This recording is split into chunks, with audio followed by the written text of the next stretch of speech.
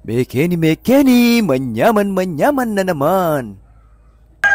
Good day mga chefi! Today's recipe, magluluto tayo ng tinola rice. Heto ang mga sangkap na ating gagamitin. Okay, ngayon, lutuin na natin yung ating tinola rice. Sindin muna natin yung ating kalan.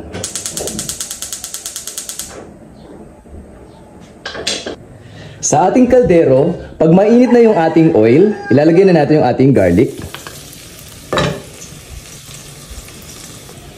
Sunod na natin ilalagay yung ating lemongrass, yung ating sibuyas,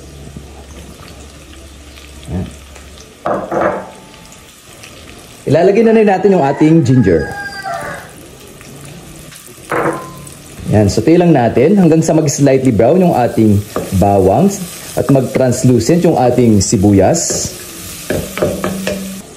Sunod na natin ilalagay yung ating chicken.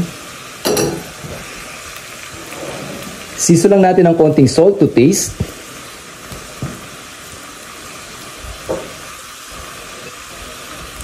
Ilalagay na natin yung ating crushed black pepper. Yung ating pampalasa, yung ating seasoning. Ayan. Saute lang natin hanggang sa mag-slightly brown yung ating chicken.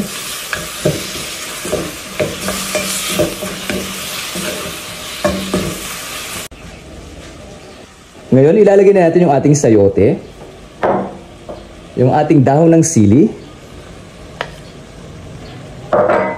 and siling haba. Yan. Haluin lang natin.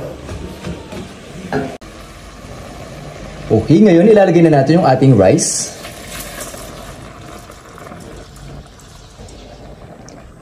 Ibuhos na natin yung ating tubig. Haluin lang natin mga ka-chefi.